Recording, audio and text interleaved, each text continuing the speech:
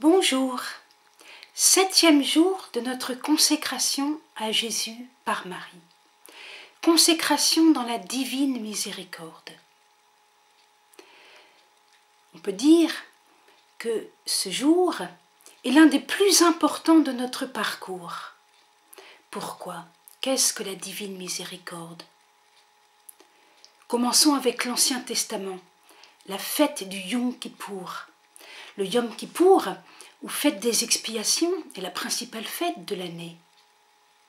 Le grand prêtre asperge du sang d'un animal le propitiatoire. C'est le symbole de l'humanité, représentée par ce sang, qui touche le nom divin, le nom de Dieu, Dieu. Autrement dit, l'humanité touche son but, la fin pour laquelle elle est créée. Or, Jésus, quand il se consacre lui-même au chapitre 17 de Saint Jean, cela signifie qu'il se sacrifie lui-même. Il est à la fois le grand prêtre et la victime. Il est en quelque sorte celui qui accomplit le Yom Kippour, l'expiation. Et c'est pour cela que saint Paul dit « Nous vous en supplions, réconciliez-vous avec le Christ, réconciliez-vous avec Dieu ». Eh bien, oui, pour que l'humanité et toute la création atteignent son but.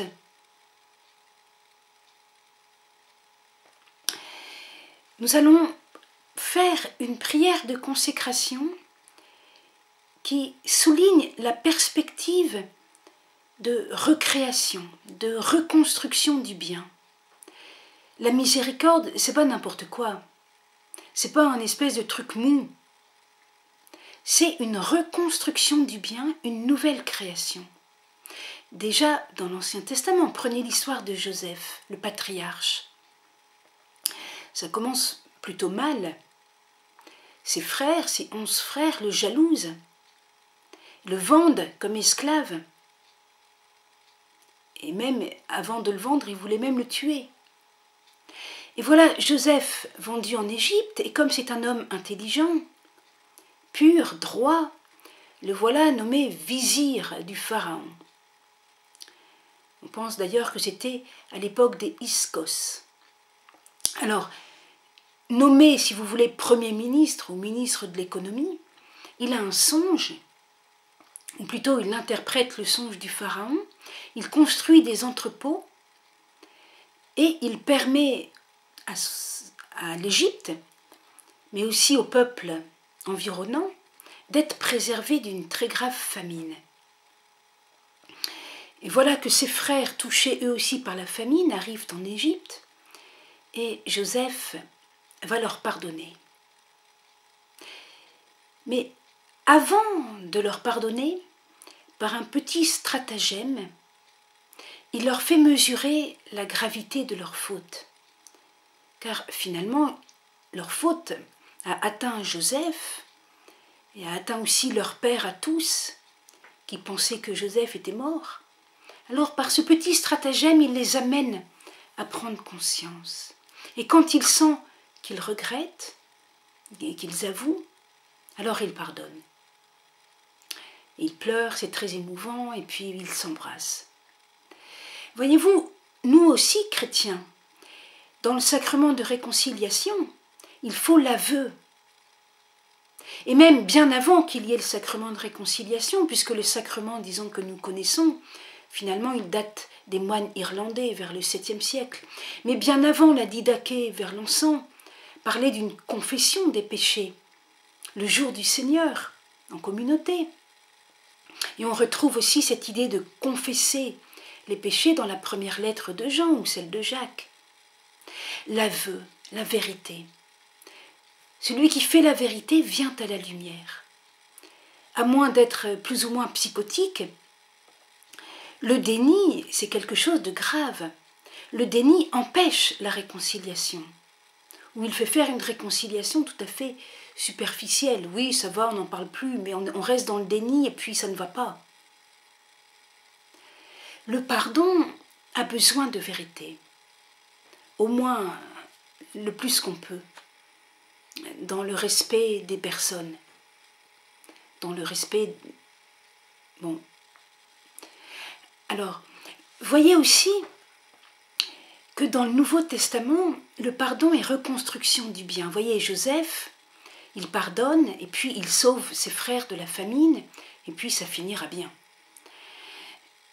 Dans le Nouveau Testament, il y a aussi des histoires de pardon merveilleuses. Zachée, même Matthieu, l'apôtre, même une femme adultère en Luc chapitre 7. Jésus dit, ses péchés, ses nombreux péchés lui sont remis parce qu'elle a montré beaucoup d'amour.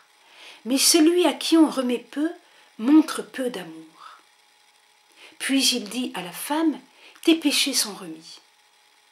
Jésus libère de ce qui est mauvais, car c'est du dedans, du cœur des hommes, que sortent les desseins pervers, débauche, vol, meurtre, adultère, cupidité, méchanceté, ruse, impudicité, envie, diffamation, orgueil, déraison. La liste est en Marc chapitre 7, versets 21-22. Voyez-vous, le péché, quand il s'accumule, termine dans la déraison. Ça ne veut pas dire que tous les fous ont commis des péchés, la folie peut avoir des causes physiologiques. Mais ça veut dire que le péché conduit à la déraison. Par le sacrement de réconciliation, et maintenant que les papes, depuis longtemps, ont décidé que la forme par laquelle les chrétiens reçoivent le pardon, c'est le sacrement de réconciliation, eh bien, nous devons utiliser ce moyen. C'est par ce moyen que le Christ nous assure de son pardon.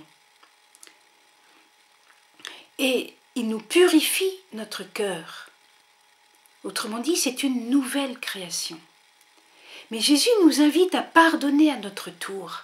Quand Jésus vit en nous, qui nous a donné un cœur nouveau, c'est une union mystique. Jésus pardonne en nous. Regardez le Notre Père en Matthieu chapitre 6, versets 9 à 15. Notre Père, qui es aux cieux, que ton nom soit sanctifié, que ton règne vienne, que ta volonté soit faite, remets-nous nos dettes comme nous les avons remis à nos débiteurs. Remets-nous nos dettes comme nous avons remis.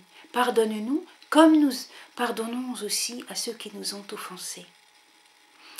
Et Jésus continue, si vous remettez aux hommes leurs manquements, votre Père céleste vous remettra aussi.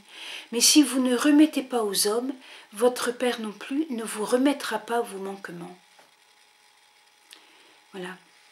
Pensons à Jésus qui s'est consacré la veille de sa passion, Jean 17, et qui, sur la croix, Luc 23, verset 33, disait « Père, pardonne-leur, ils ne savent pas ce qu'ils font. »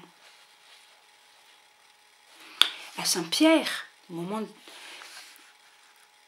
Jésus a dit « Quoi que tu lies sur la terre, ce sera tenu dans les cieux pour lier.